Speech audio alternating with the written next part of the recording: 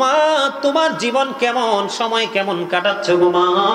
এবার ওই শ্বশুরের সঙ্গে লজ্জা শরম ভেঙে এবার বৌমা ডাক দিয়ে বলল, বাবা গো, আজকে 3 দিন হয়ে গেল আমার বিয়ে হয়েছে, এই 3 দিনের মধ্যে এখনো পর্যন্ত আমি আপনার ছেলের চেহারাটা দেখি না। জোরে জোরে বলেন না নাউজুবিল্লাহ। কার কাছে নালিশ দিয়েছেন? শ্বশুরের কাছে। শ্বশুর দেখতে গিয়েছেন বউ, নতুন বউর সময় কেমন কাটছে। এবার আমার নবী, ও বন্ধু, এবার আমার নবী আব্দুল্লাহকে জরুরি ভাবে তলব করলেন। আব্দুল্লাহ আমার নবীজির কাছে যখন গেল, আমার নবীজি আবার আব্দুল্লাহকে ডেকে ডেকে বলল, রে আব্দুল্লাহ, তুমি শুধু নামাজ পড়লে চলবে না, নামাজ দিয়ে মাওলাকে খুশি করতে পারবে না। তোমার ঘরে তোমার দেহের একটা অংশ তুমি এনেছো, আজকে 3 দিন হয়ে গেল তুমি তার কাছে যাওনি। তোমাকে শুধু ইবাদত করলে চলবে না, তুমি তোমার বিবির হকটুকু আদায় করতে হবে। আমি আপনাদেরকে বলে দেই বন্ধু, কোন স্বামীর এগনিস্টে যদি কোন স্ত্রী কিয়ামতের দিন অভিযোগ করে, সেই স্বামী যত বড় বুজুর্গ সুফি হোক না কেন, সে পার পাবে না। আমার নবী জানিয়ে দিয়েছে, বলবো কি বলবো না? ছোট্ট করে বলে বন্ধু আমি শেষ করে দিব। বন্ধু, এই আমাদের বর্তমানে আমাদের দেশে মেয়েদের সাথে অনেক স্বামী চালাক, যারা জালিয়াতি করে কি করে না? নবী নবী বলে হায়, কেঁদে কেঁদে দিন যায়, পাইনি দিদার ধমে, লাখো সালাম কুদুমি নবী, লাখো সালাম কুদুমি। নবী নবী বলে হায়, কেঁদে কেঁদে দিন যায়, পাইনি দিদার ধমে, লাখো সালাম নবী, লাখো সালাম কদমে। সোনার মদিনায় লোকে আছো গো, দেখতে না পাই নয়নে, আমি দেখতে না পাই নয়নে। এ চির গোলাম কেঁদে কেঁদে মরে গো, আছে কি তোমার স্মরণে গো, আছে কি তোমার স্মরণে? দয়ারি নজরে যাও, গোলামের দেখা দাও, ধন্য করো জনমে, লাখো সালাম কদমে নবী, লাখো সালাম কদমে। বলে নবী নবী বলে হায়, কেঁদে কেঁদে দিন যায়, পাইনি দিদার ধমে, লাখো সালাম কদমে নবী, লাখো সালাম কদমে। সোনার মদিনায় লোকে আছো গো, দেখতে না পাই নয়নে, আমি দেখতে না পাই নয়নে। এ চির গোলাম কেঁদে কেঁদে মরে গো, আছে কি তোমার স্মরণে গো, আছে কি তোমার স্মরণে? দয়ারি নজরে যাও, গোলামের দেখা দাও। বলেন, দয়ারি নজরে যাও, গোলামের দেখা দাও, ধন্য করো জনমে,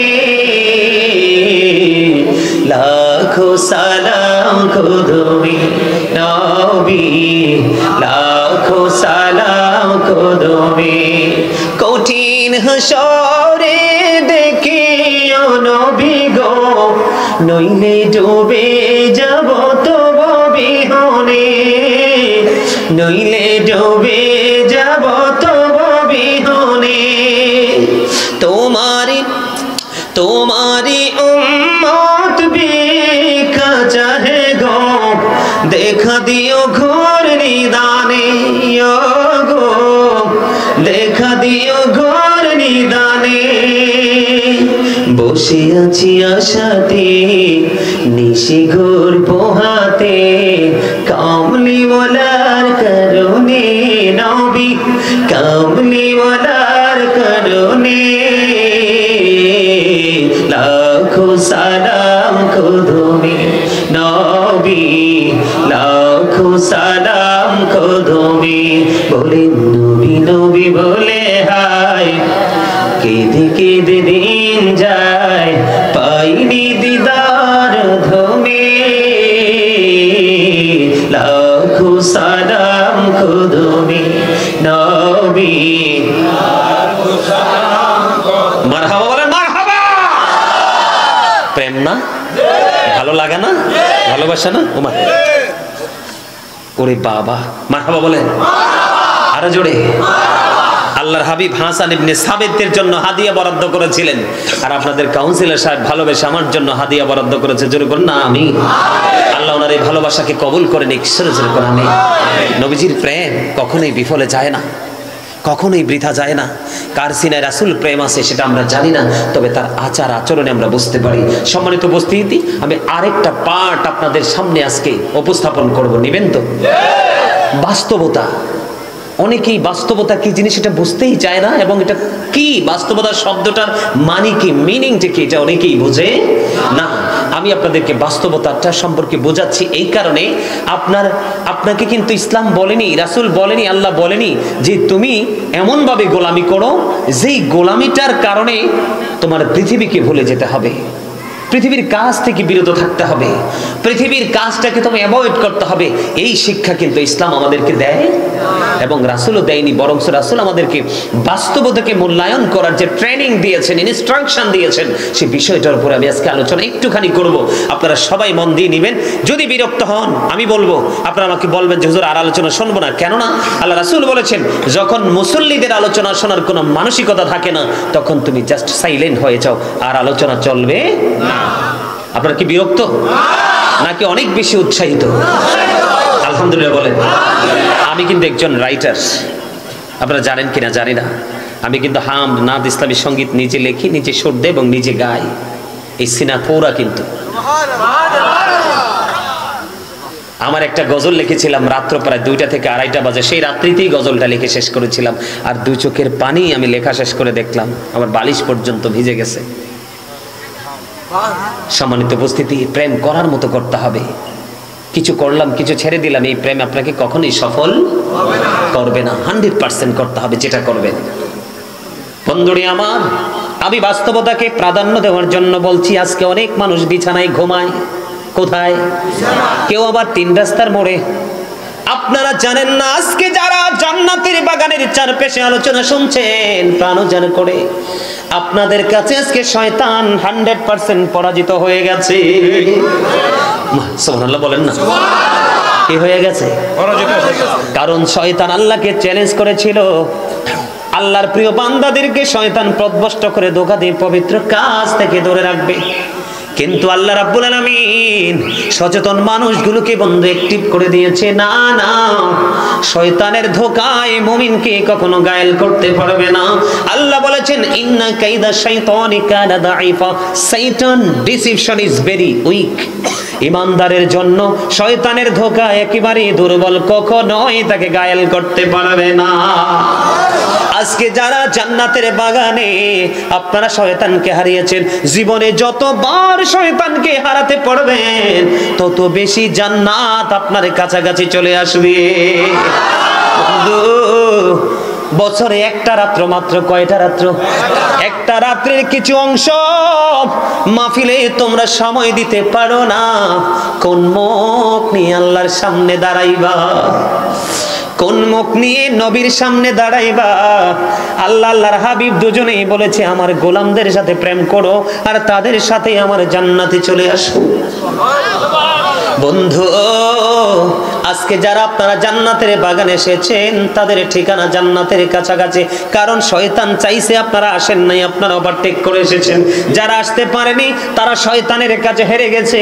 জীবনে যত বেশি বন্ধু শয়তানের কাছে হারবে তার ঠিকানা তত বেশি জাহান্নামের নিকটে নিয়ে যাবে। জোরে জোরে কন্যা নাউজুবিল্লাহ। শয়তান চায় না কখনো কোনো মানুষ ভালো কাজ করুক, কারণ জান্নাত যে অবর্ণনীয় সুখের জায়গা সেটা যে জানে। এই জন্য নবীজি এমন কোনো শিক্ষা নেই যে আমাদেরকে তিনি দেয়নি।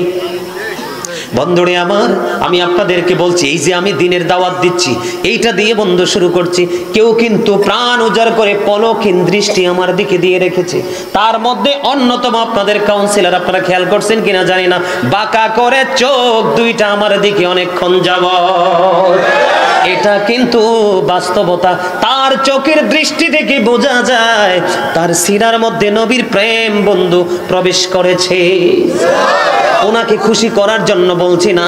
আমি যদি ওনাকে খুশি করার জন্য বলে থাকি মুখ দিয়ে, জবানে যদি কথাটা সত্য না হয় আমি হব মুনাফিক।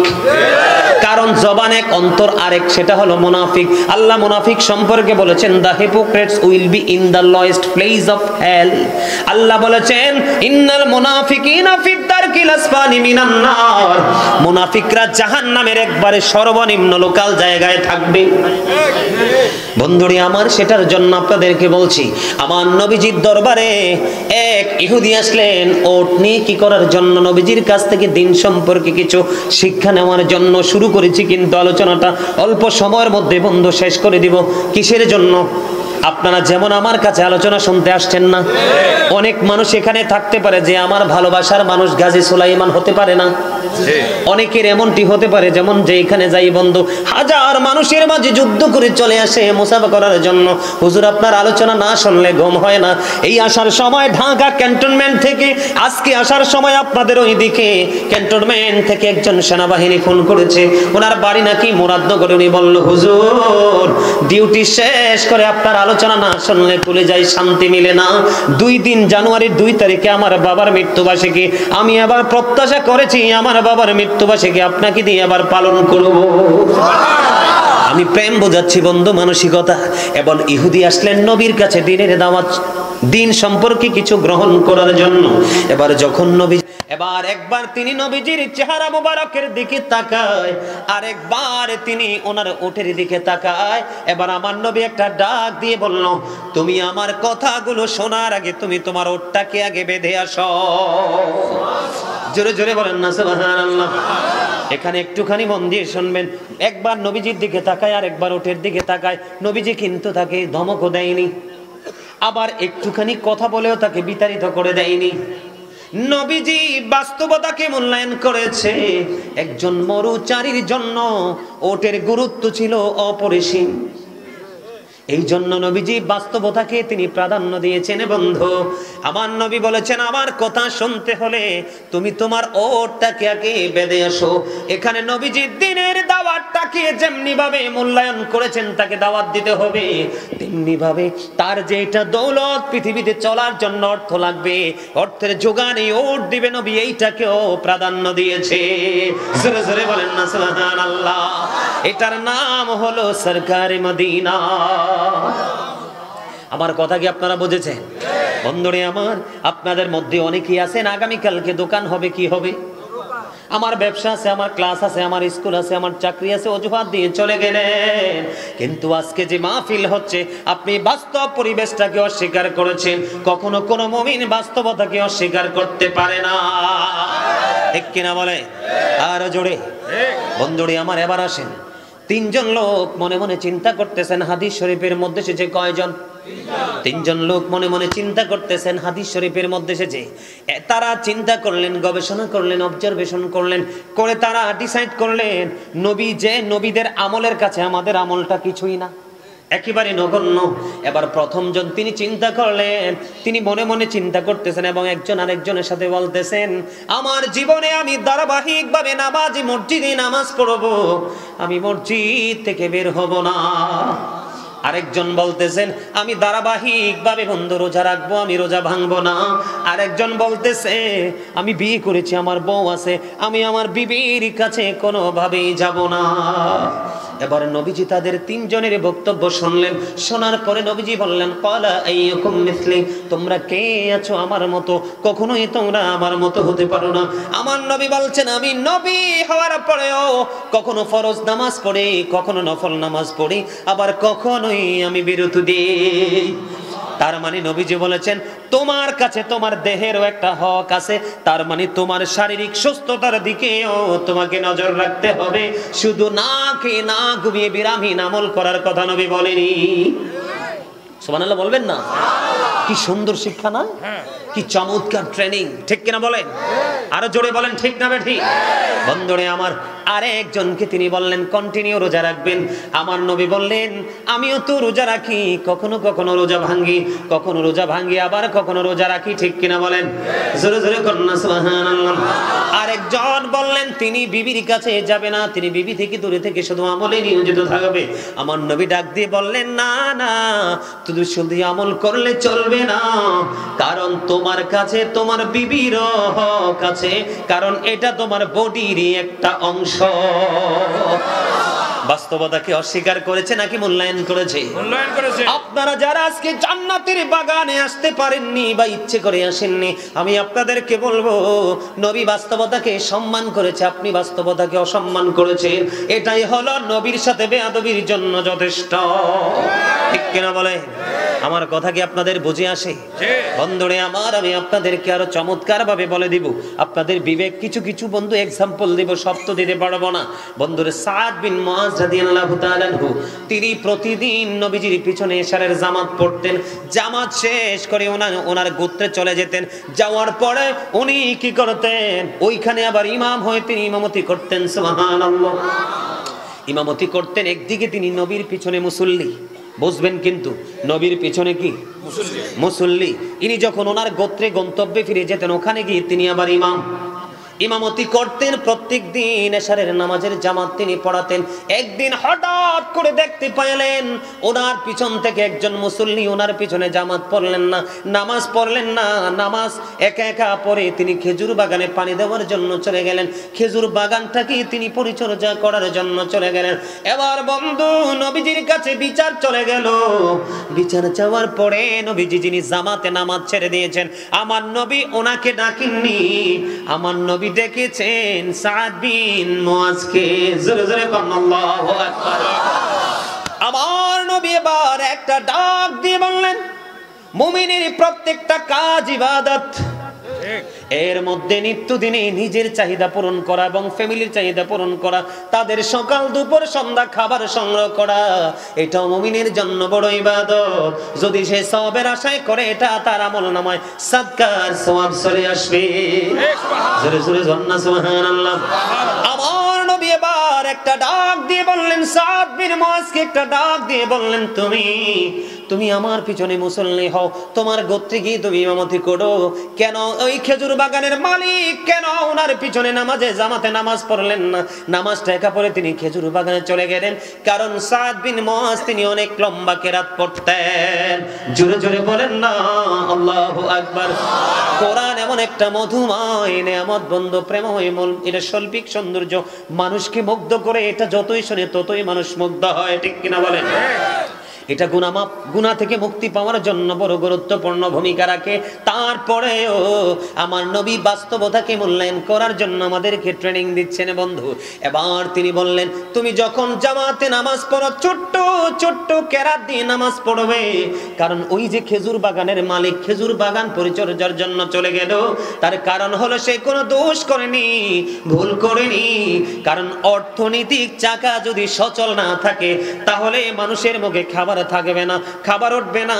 খাবার যদি না খায় মানুষ, তাহলে কোনো কিছুই করা তার পক্ষে সম্ভব নয়। তিনি শুধু নামাজ পড়লেই চলবে না, সময় মতো অর্থ উপার্জনের জন্য, খাদ্যের যোগানের জন্য খেজুর বাগানকেও পানি দিতে হবে। সাদ বিন মুআজকে নবী ডেকে ডেকে বললেন, যখন লম্বা তুমি জামাত পড়াবে, ইমাম হবে, তখন ছোট্ট ছোট্ট কেরাত দিয়ে নামাজ পড়বা। একদিকে খেজুর বাগানের মালিক খেজুর বাগানে পানি দেওয়ার জন্য চলে গেল, আর একদিকে তোমার পিছনে মুরব্বি থাকতে পারে, তার প্রস্রাবের বেগ হতে পারে, পায়খানার বেগ হতে পারে, তোমার লম্বা কেরাতের কারণে সে হয়তো বা নামাজ ছেড়ে চলে যেতে পারে, ঠিক কিনা বলেন? বন্ধু, কেউ কেউ আবার বার্ধক্যজনিত কারণে অসুস্থ হতে পারে। এই জন্য লম্বা জামাত যখন পড়বে, ছোট্ট ছোট্ট কেরাত দিয়ে নামাজ পড়বে, কারণ বাস্তবতাকে নবীজি সবার সামনে প্রেজেন্ট করে তুলে ধরেছে। সুবহানাল্লাহ। আরে জোরে বলেন না সুবহানাল্লাহ। সুবহানাল্লাহ। আমরা হইলে শাসন করতাম কাকে? যে পড়ে নাই খেজুর বাগানের মালিককে আমরা তাকে প্রহার করতাম, এত বড় স্পর্ধা। বন্ধু বুঝতে হবে, একটার জন্য আরেকটা নবী ছাড়তে বলেনি। নামাজের সময় নামাজ পড়ো, সাদকার সময় সাদকা দাও, ফসলের সময় ফসল রোপণ করো, কাটার সময় কেটে আনো, আবার ঘরে তোলার পরে যেটা গরিবের হক তার কাছে বুঝিয়ে দাও, তোমার হক তুমি মজুদ করে রেখে দাও। কিন্তু তুমি যদি দেখো পৃথিবীর বুকে বন্ধু বাংলার জমিনে দুর্ভিক্ষ দেখা দিয়েছে, অভাব অনটন দেখা দিয়েছে, মানুষের ঘরে খাদ্যের অভাব দেখা দিয়েছে, এই দিকে তোমার ঘরে পর্যাপ্ত খাবার তুমি মজুদ করে রেখেছো, এই করতে করতে 40 দিন যদি মজুদ করে রাখো তোমার খাবার, মানুষ এদিক দিয়ে হাহাকার করছে, মানুষ কষ্ট পাচ্ছে, এদিক দিয়ে তোমার কাছে পর্যাপ্ত পরিমাণ তোমার গোডাউনে আছে। 40 দিন পার হওয়ার পরে তোমার এই অর্থ হয়ে যাবে হারাম, এটা দিয়ে কোনো বেনিফিট তুমি পাবা না, বরং তুমি অপরাধী হয়ে যাবা। কথা কি বুঝে আসছে? আর জোরে। গতকালকে মাহফিলে আমি সেই আলোচনাটা করেছিলাম বন্ধু গো, বর্তমানে ব্যবসায়িকরা, গোডাউনের মালিকরা, কোলেস্টরের মালিকরা সাধারণ মানুষের উপর নিবিড়ভাবে নির্যাতন চালাচ্ছে। সাধারণ মানুষ কুল কিনারা খুঁজে পায় না। আমি তোমাদেরকে বলবো, তোমরা বাস্তবতাকে মূল্যায়ন করো, কারণ আল্লাহু খায়রুল মাকিরিন, শ্রেষ্ঠ কৌশলের মালিক হলো আমার আল্লাহ। তোমার অভাব, তোমার খাবার ফুরিয়ে গেলে তোমাকে দেবে কে? আল্লাহ। তোমার পকেটের টাকা ফুরিয়ে গেলে দেবে কে? আল্লাহ। তোমার সব কিছু দেওয়ার মালিক আল্লাহ। তুমি নিজে তো নিজের না, কেন করছো এত বাহাদুরি? ঠিক কিনা বলে? আমি আপনাদেরকে বলে দেই বন্ধু, আমাদের দেশে ব্যবসায়িকরা কাস্টমার ঠকানোর জন্য অনেক ধরনের কৌশল খাটায় গে খাটায় না? আর যারা বলেন খাটায় গে খাটায় না? বন্ধুরে আমার দিকে তাকান, মুসলিম শরীফের হাদিস। ছোট্ট করে আমি বাস্তবতা নিয়ে আলোচনা করছি, এগুলো আমাদের বাস্তবতার সাথে মিল আছে না নাই? আছে। বিশেষ করে যুবক, তোমরা বুদ্ধি করে শোনো, আমি তোমাদেরকে কেন্দ্র করে বলছি, তোমরা একটু মন দিয়ে শোনো রে যুবক, কারণ হয়তো বা আর এখানে নাও আসা হতে পারে। কথা বলেন। আমি এই জন্য যেখানেই যাই মাহফিল অত্যন্ত গুরুত্ব সহকারে কথাগুলো বোঝানোর চেষ্টা করি।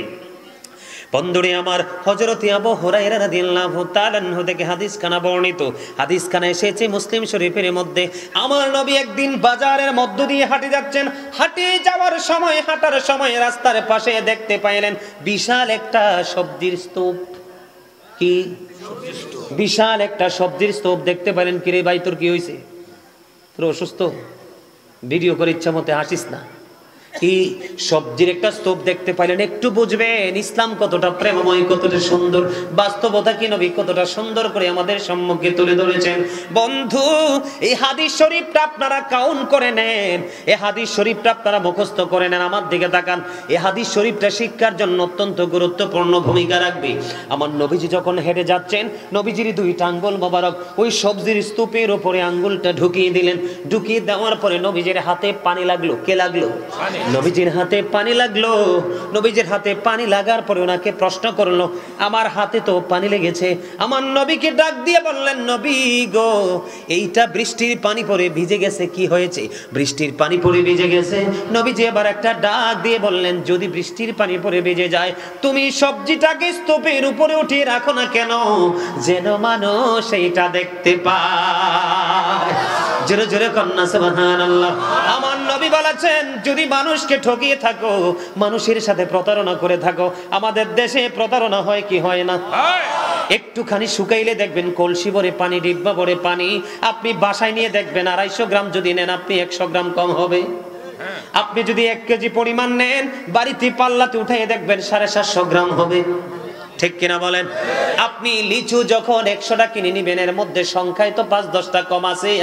আপনার মা অথবা আপনার ওয়াইফ যদি এটাকে ধরে, কয়েকটা পাবে? 50 আছে না নাই?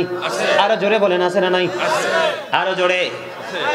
বন্ধুরে আমার, এই যদি আপনি জেনে বুঝে যদি অপরাধগুলো করে থাকেন, নবী বলেছেন, যারা মানুষকে ঠকানোর উদ্দেশ্যে করে, তারা কখনোই আমি নবীর সঙ্গী হবে না, আমার তাদের সাথে কোনো সম্পর্ক থাকবে না।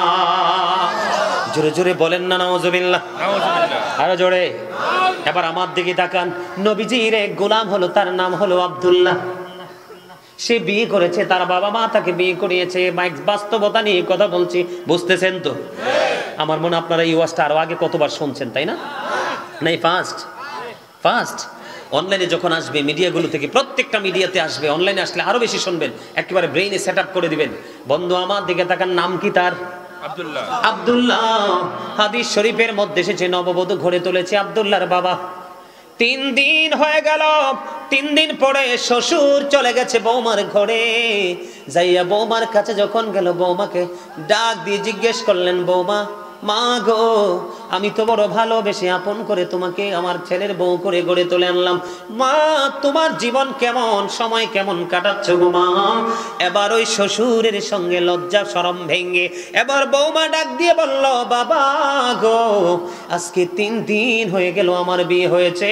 এই 3 দিনের মধ্যে এখনো পর্যন্ত আমি আপনার ছেলের চেহারাটা দেখি না। জোরে জোরে বলেন না নাউজুবিল্লাহ। কার কাছে নালিশ দিয়েছেন? শ্বশুরের কাছে। শ্বশুর দেখতে গিয়েছেন বউ, নতুন বউর সময় কেমন কাটছে।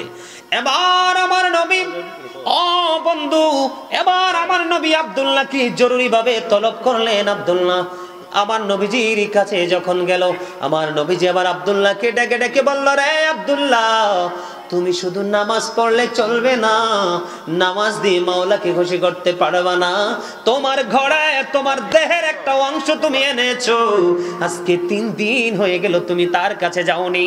তোমাকে শুধু ইবাদত করলে চলবে না, তুমি তোমার বিবির হকটুকু আদায় করতে হবে। আমি আপনাদেরকে বলে দেই বন্ধু, কোন স্বামীর এগনিস্টে যদি কোন স্ত্রী কিয়ামতের দিন অভিযোগ করে, সেই স্বামী যত বড় বুজুর্গ সুফি হোক না কেন, সে পার পাবে না। আমার নবী জানিয়ে দিয়েছে, বলবো কি বলবো না? ছোট্ট করে বলে বন্ধু আমি শেষ করে দিব। বন্ধু, এই আমাদের বর্তমানে আমাদের দেশে মেয়েদের সাথে অনেক স্বামী চালাক, যারা জালিয়াতি করে কি করে না? বিবিকে মোহরানা দেয় না, তার মানে কাবিনের টাকা দেয় না। অনেক আছে বাংলাদেশে ম্যাক্সিমাম। যদি আপনি বিবির সাথে সংসার করেছেন, তার সাথে জীবন অতিবাহিত করে মোহরানা না দিয়ে আপনি কবরে চলে গেলেন, বিবি আপনাকে ক্ষমা করলো না, কাল কিয়ামতের দিন ওই স্বামীকে আল্লাহ ক্ষমা করবে না। হাদিস শরীফের মধ্যে এসেছে, সামউর ইবনে জুনদুব রাদিয়াল্লাহু তাআলা আনহু থেকে আমার নবী বলেছেন, ওই স্বামীকে কাল কিয়ামতের দিন জিনাকারীর অন্তর্ভুক্ত করে দাঁড় করানো হবে। জোরে জোরে বলেন না নাউজুবিল্লাহ। আবার অনেক স্ত্রী আছে বন্ধু, স্বামীর সাথে সময় দেওয়ার পরেও ফেসবুকের মাধ্যমে অন্য পুরুষের দিকে হাত বাড়ায়। আছে না নাই? আরো জোরে বলে। বন্ধুরে আমার, আমি হাদিস শরীফ থেকে বলছি, আমার মন গড়া কোনো কথা নয়। জরেন যেই বিবিটা অন্য পুরুষের দিকে তার কোন নজরটা যাবে, স্বামী যখন গভীর রজনীতে তার বিবির কাছে যাইতে চাইবে, বিবি কখনোই তার দিকে হাসি মুখে আসবে না। কথা বলেন না কেন? বন্ধুরে আমার, স্বামী স্ত্রীর কাছাকাছি চলে যাচ্ছে, স্ত্রী স্বামীকে উপেক্ষা করে মুখটা কালো করে অন্যদিকে মুখটা ঘুরিয়ে নিল। স্বামী এত ভদ্র, এত জেন্টেল, সে মনে মনে ভাবতেছেন আমার স্ত্রীর মনে আজকে মনটা ভালো না, যা হোক সে তার মতো করে থাকুক। কিন্তু মনে মনে স্বামীর মনে কষ্ট হয়ে গেল। আল্লাহর নবী সরকারে মদিনা তিনি বলে দিয়েছেন, আমি মা বোনদেরকে বাস্তবতা নিয়ে আলোচনা করছি, এই জন্য বলছি। বন্ধুরে আমার নবী বলেছেন, গজবের ফেরেশতারা তখন থেকে সকাল পর্যন্ত ওই স্ত্রীটাকে শুধু অভিশাপ লানত দিতে থাকে। জোরে জোরে কন্যা নাউজুবিল্লাহ। কথা কি বুঝতে পারছেন? আর বাকি আলোচনা অনলাইন থেকে শুনবেন। প্রায় 2 ঘন্টা হয়ে গেছে আলোচনা, একটা না। বেশি করলে আবার বিরক্ত হবেন, মনেও রাখতে পারবেন না। সম্মানিত উপস্থিতি, অনেক লম্বা আলোচনা করেছি। যদি ভুলে যান, ক্যামেরা থেকে চ্যানেল থেকে এগুলো কাউন্ট করবেন, তবে একসাথে আসবে না। ওরা হয়তো পার্ট করে এগুলো কি করবে, অনলাইনে আপলোড করবে। সম্মানিত উপস্থিতি, নবীকে যদি ভালোবাসেন, তাহলে আপনার জীবনে পথ চলার সকল সঠিক রাস্তা খুঁজে পেয়ে যাবেন। যে কথাটা বলতেছিলাম, এখন কিন্তু কিছু খারিজি মৌলবী আছে, ওরা ইয়াং মেনদেরকে ফলো করে করে চিল্লাই নিয়ে যায়। ঘরে তাজা বউ রেখেছে। আরো যারা বলেন, আছে না নাই? কখনোই আপনি এটাকে প্রাধান্য দিতে পারেন না। এটা কখনোই শরীয়ত সম্মত নয়।